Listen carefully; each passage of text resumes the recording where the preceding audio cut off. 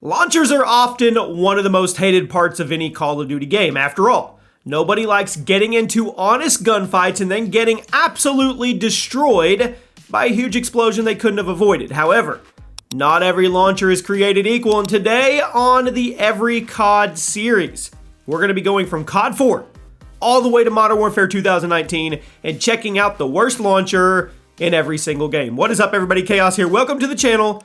Welcome to the video.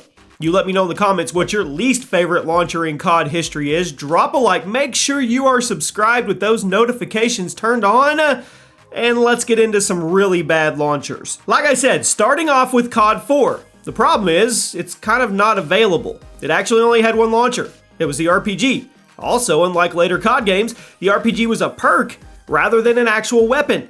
The COD 4 RPG was strong, but also famously inaccurate, as it would stay straight for a few meters before flying off in a random direction. Does anybody remember the days when RPG wasn't a total sniper? And speaking of launcher perks, let's go to World at War. Not available again, just like in COD 4. It had the launchers as a perk and there was only one. The M9A1 Bazooka. Like the RPG, it was accurate up close, but a total gamble past mid-range, and it was really only meant for cleaning off objectives and blowing up tanks. So for COD 4 and World at War, I guess the launcher perk was both the best and the worst launcher in the game. But now that those two are out of the way, let's get into some actual launchers. Modern Warfare 2, the Thumper.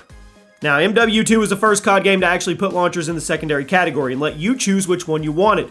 Everybody knows the explosives in this game were super strong, but I think most people will agree the weak link was the Thumper. It was nearly identical in function to the noob tubes in Modern Warfare 2, but it was its own weapon instead of just being an attachment, which meant you could aim down the sights with it. But other than that, it was pointless. It hit hard if you were caught in the blast radius, but since it was a grenade launcher rather than a rocket launcher, you had to be a certain distance away from your target in order to make it explode. And you had to have a decent angle to get the right trajectory. The Thumper wasn't horrible, but it was literally just a less mobile version of the noob tube, so nobody ran it. Black Ops 1. The China Lake. Speaking of terrible grenade launchers, this is one of the most infamous weapons in COD history because of its complete and utter pointlessness.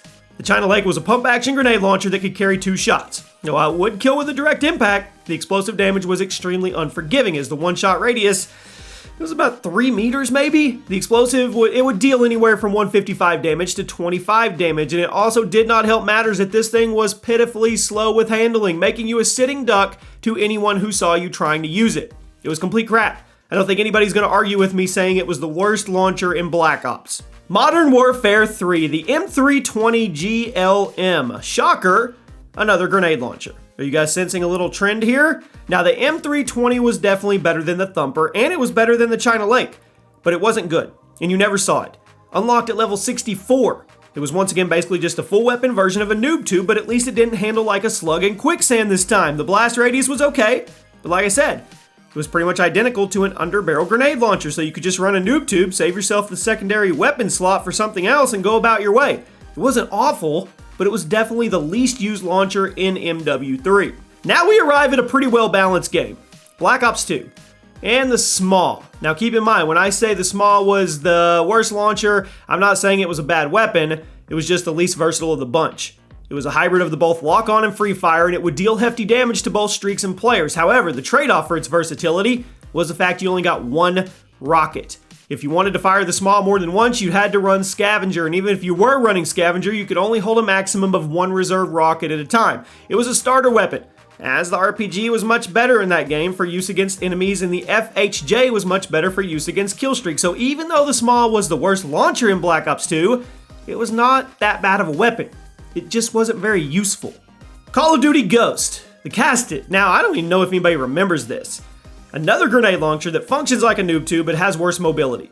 Launchers in general are barely seen online in Ghost at all because of the nature of the game. It was more about gunfights, and most people weren't calling an aerial streak, so hardly anybody was running launchers to counter them.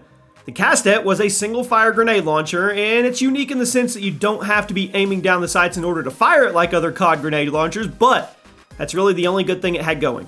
It's slow, it was awkward, and you're much better off just using grenades if you want explosive weapons in your arsenal.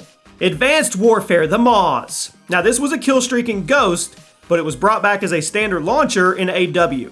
Like in Ghost, The Maz is a laser-guided rocket launcher, but unlike Ghost, the AW version only holds one rocket at a time, and you only get one reserve rocket, and it takes 3 seconds to reload the thing, and the rocket moves painfully slow.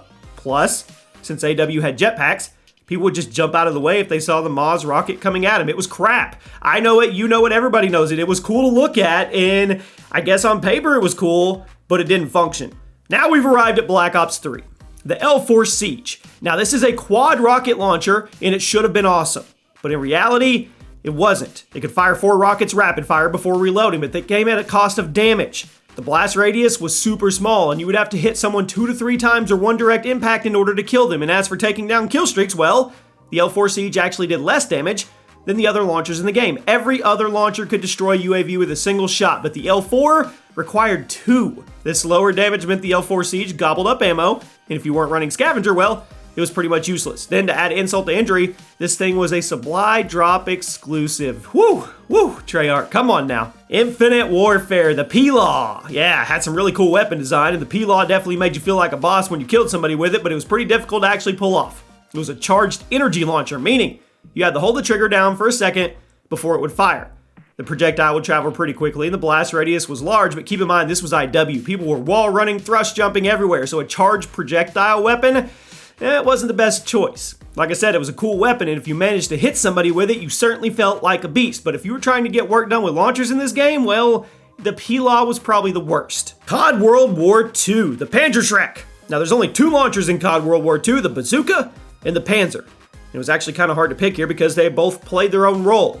The Bazooka was better for taking out streaks since it fired straighter, but the Panzer was better for taking out enemy players since it had a bigger blast radius. However, both launchers came with extreme movement penalties, and generally speaking, using launchers offensively just wasn't the best call. If you were carrying a launcher with you, it was going to be to shoot down a kill streak, which is much better to take the Bazooka. The Panzer was largely unused in COD World War II. Most people just used it to get gold camo, and then they never touched it again. Black Ops 4, the Hellion Salvo. Now, annoyingly enough, Black Ops 4 only had 1 launcher. Everybody knows that it had serious content problems, that being there was no content, but this is one issue that was never remedied.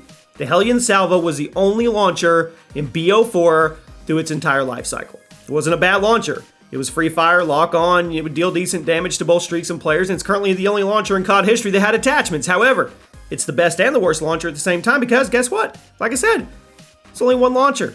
Let's hope Treyarch's next game has more than 1 launcher. And finally, Modern Warfare 2019, the Strela P. Wasn't a hard choice. All the launchers in this game have their place in the sandbox, but the Strela P is kind of just sitting there. You have the Joker for lock-on, the RPG for free fire, the Pila for a hybrid, but then you have the Strela P, which is a free fire launcher, but with a faster projectile speed and some weird shot delay when you pull the trigger, which makes it awkward. Maybe I'm being cynical, but if you ask me, the Strela P is quite literally just a worse version of the RPG. It's supposed to be for destroying kill streaks really effectively, but with the lack of a lock-on and the weird delay when you pull the trigger, you're better off just using the Joker or the Pila. Then if you're looking for a launcher to use against players, you're better off using the Pila or the RPG.